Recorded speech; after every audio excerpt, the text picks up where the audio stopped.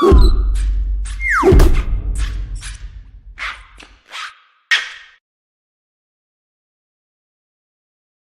everyone, welcome to another Good e-Reader review video. My name is Michael. This is Peter. We have here the all-new Kindle Paperwhite, better known as the Kindle Paperwhite 3. Yes. This has the same screen technology as the Amazon Kindle Voyage at a fraction of the price. This is $120, whereas the new Voyage is $199. The Voyage is 12% lighter, but this has a lot of things going for it, including a very high-resolution e-ink screen with a 300 ppi and 1430 by 1080. Yeah, so it's huge. It really steps up the Kindle's game in terms of overall performance. Let's take a look at the hardware.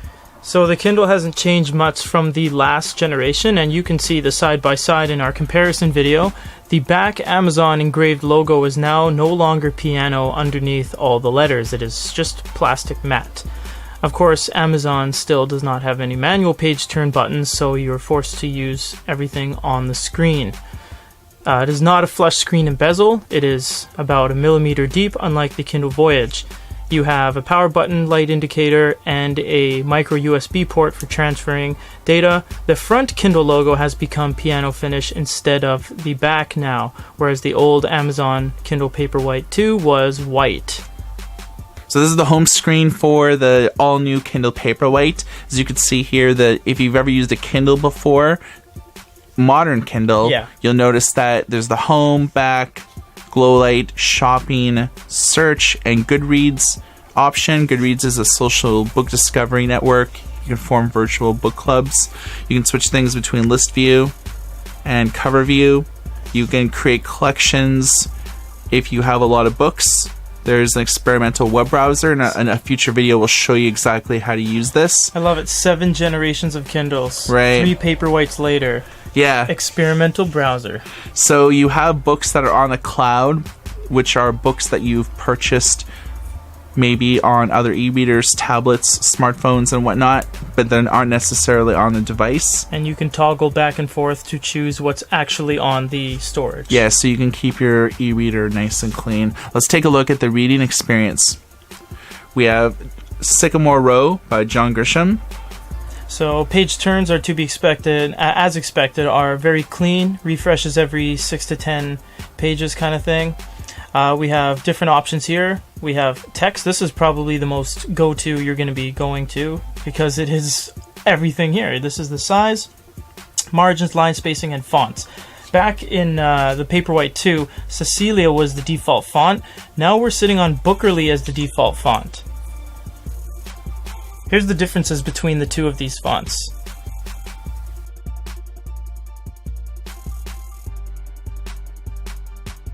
Amazon's made a lot of advancements aside from the fonts in terms of cleaning it up. So you'll notice that there's a lot of new options here in terms of changing the size of the font, and everything is nice and readable. The high definition screen really stands out. So if you are someone that spends a lot of time on your Kindle and has had many Kindles or other e-readers in the past, you're going to get a tremendous reading experience from here. Of course, you can do all the little things that you can do on previous Kindles, such as highlight, take notes, make annotations, look words up in a dictionary. If you want to find out more about the book that you're reading, you can engage in X-ray. X-ray is a really cool feature. People, places, and things. You can look up main characters, how often that they're referenced through the book. Some books get kind of complicated with introducing a ton of different characters seemingly all at once. The latest William Gibson book, The Peripherals, really guilty of that, where they introduced almost 30 characters within the first 5 chapters. So this is a good way that you can find out a little bit about the character, the biography, they're a major or minor character. If you're juggling many books, it's essential. Of course, you can go to specific things, but you can really get a sense of where you are in the book by this 1 minute left in the chapter, and you've read 74% of the current chapter. So that's really handy.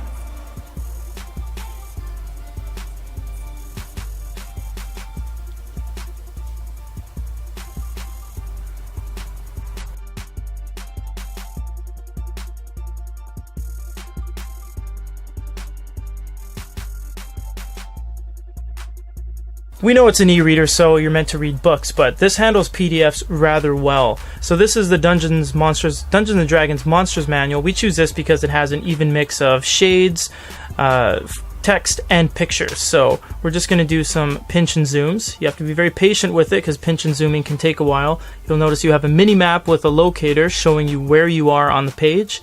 Once you let go, it is a very large PDF, so it takes about 3 or 4 seconds to fully render. You can see the grays are very nice, very crisp. The resolution on his claw is very nice, and you actually get long presses, which no other e-reader does without the use of a stylus. What you can do from here is all of the normal functions you can do in an e-reader, on an e-book, highlight, add note, even translation on any PDF. So that's tremendously valuable on the Amazon Kindle Paperwhite. Yeah, translations are important because you can convert one word or one phrase to another language entirely, which is very useful. So the PDF experience on the Kindle is satisfactory, but it's not great. If you're looking for a dedicated PDF reader, we'd recommend Sony Digital Paper or to invest in a tablet. E-readers are just not indicative of a great PDF experience when it comes to extensive PDFs. It's only for basic PDFs. Newspapers, magazines will not work. A rule of thumb is if it's very image heavy, then it's not. You're not going to get a great PDF experience. But if it's just written words, it's perfectly satisfactory. Amazon has made a lot of advancements with the Kindle Paperwhite 3, the all-new Kindle, etc., etc. They have basically just improved the screen technology itself. Most things are exactly the same. I think that this is a really good buy if you are a person that is invested in the Amazon ecosystem, whether you've had a previous Kindle or if you use the Kindle reading app on your smartphone, on your tablet, or on your computer. I think that Amazon does very well for itself. 75% of the US ebook market it controls, 95% of the ebook market in the UK. So people really love their Kindles, and this is a winner. For goodereader.com, my name is Michael. This is Peter. Everybody take care.